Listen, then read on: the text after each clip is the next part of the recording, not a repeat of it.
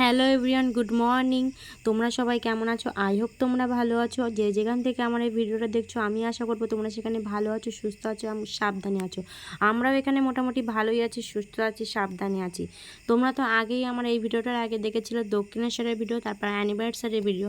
যারা যারা আমার ভিডিওটা দেখোনি তারা আমার চ্যানেলে গিয়ে ভিজিট করতে পারো, আর আমার ভিডিওগুলো অবশ্যই তোমরা দেখতে পেয়ে যাবে।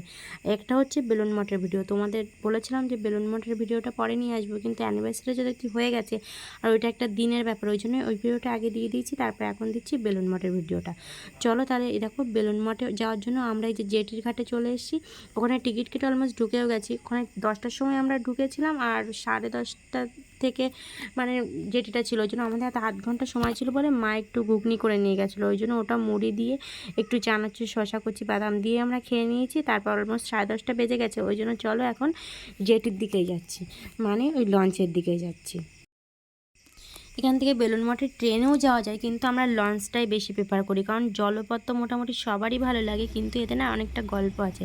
আমার মোটামুটি ভালো লাগলেও না ভীষণ পরিমাণে ভয় লাগে, কারণ আমাদের যদি গ্রামের সাইডেই বাড়ি, গ্রামের সাইডে তো বাড়ি আগেই বললাম, ওই জন্য না বর্ষাকালে বিলে প্রচুর জল হয়, সেখানে না নৌকা করে অনেক দূর দূর যাওয়া যায়, কিন্তু আমি না ওই নৌকায় উঠতে এতটাই ভয় পেতাম আর এতটাই মানে চিল্লাতাম যে পাশাপাশির মানুষজন বুঝতে পারতো যে এবার আমি নৌকায় উঠেছি।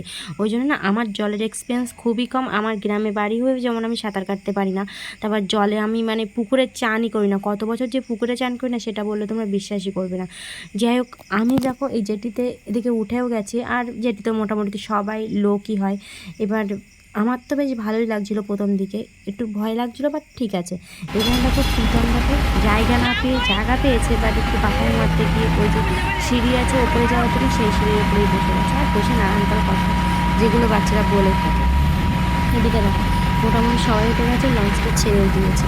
এদিকে সবাই এখানে ওখানে দাঁড়িয়ে জাস্ট গঙ্গার ঠান্ডা শীতল হাওয়া সেটাকে উপভোগ করার চেষ্টা করছে। তো আমার তো খুবই ভয় লাগছে, কিন্তু তাও সবাই যদি আছে আর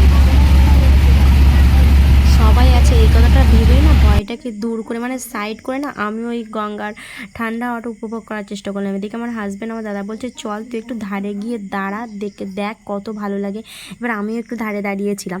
এবার তারপরে না এদিকে তো একটু ভয় লাগলো, কি আছে তোমাদের সাথে তোমার একটু কিছু শেয়ার করতে হবে, ওই জন্য ক্যামেরাটা নিয়ে দাঁড়িয়ে গেছে। এই দেখো আমরা বেলুন মাঠের অলমোস্ট কাছেও চলে এসেছি, আর ওই যে বেলুন মাঠের চূড়াগুলো দেখা গেল, এদিকে আমরা নেমে গেছি।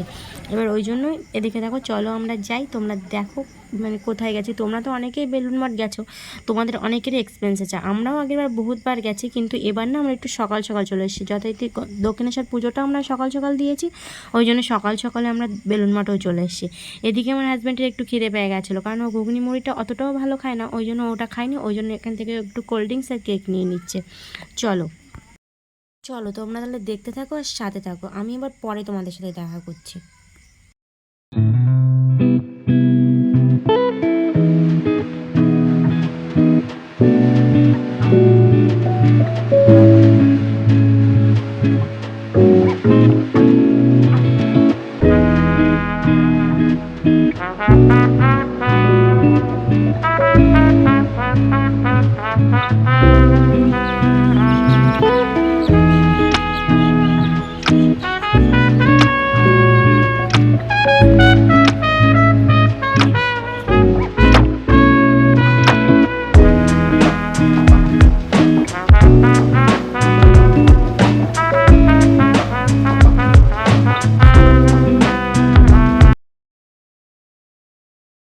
বেলুন মঠে ঢুকেই না দাদার প্রীতম গেছে কুপন কাটতে, এদিকে পিসি, মা, দিদি সবাই বসে পড়েছে যে যার মতো, কারণ সবাই বলছে যে আমরা মানে একটু বসে নিই, কারণ রোদ্দুর ছিল অল্প, কিন্তু তাও একটু বসে নিয়েছে। আর আমি আর আমার হাজব্যান্ড এদিকে ঘুরতে বেরিয়ে গেছি, সেটুকুই তোমাদের সাথে শেয়ার করে দিলাম। ওই যে বেলুন মঠের বড় মন্দিরটা, ছোটো মন্দিরগুলো সবই তোমাদের সাথে একটু তুলে ধরলাম। এখন যাচ্ছি আমরা কুপন কেটেছি সেই কুপনের লাঞ্চ নিতে।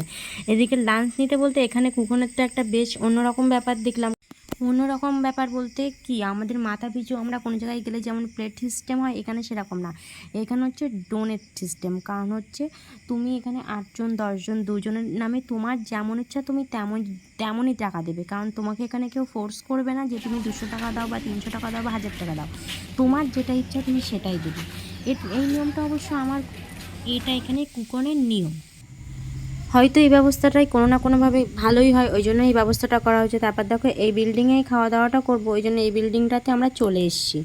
প্লাস্টিকের ওই গ্রাসের যে কার্পেটগুলো হয় না, ওই গ্রাসের ওই কার্পেটগুলো দিয়েই কিন্তু এই মানে হাতিগুলো নিচের ওই ঘাসটা করেছে। ব্যাপারটা খুব সুন্দর লেগেছে। আর তার থেকে বড় আকর্ষণ তো এখানে যে দেখছো না, এই যে খেতে বসেছি, এখানে সব থেকে বড় আকর্ষণ যেখানে বসে আছি সেটাও মানে থালা, আর যেটাই খাচ্ছি সেটাও থালা, সেমই থালা।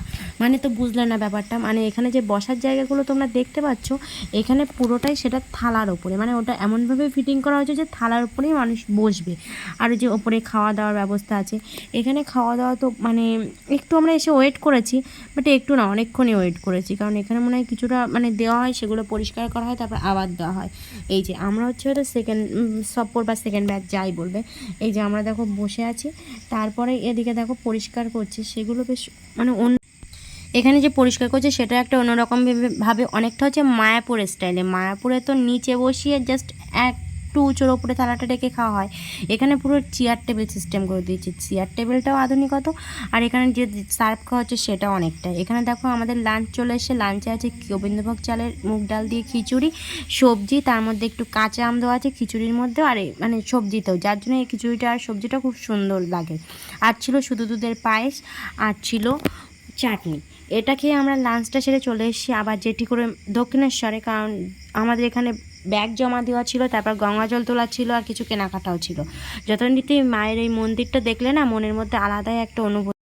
তারপর ওখান থেকে এসে আমরা দক্ষিণেশ্বর থেকে গঙ্গা জল তোলার পরে একটু কেনাকাটা করছি, টুকটাক কেনাকাটা করে না সকাল সকালই বাড়ির পথে রওনা দেবো, কারণ অনেক ছোট বড় সবাই মিলেই আছে, আর অনেকটা দূর বাড়ি, সেই হিসেবে বাড়ি ফিরতেও একটু দেরি হবে, ওই জন্য আমরা তাড়াতাড়ি বেরিয়ে পড়েছিলাম।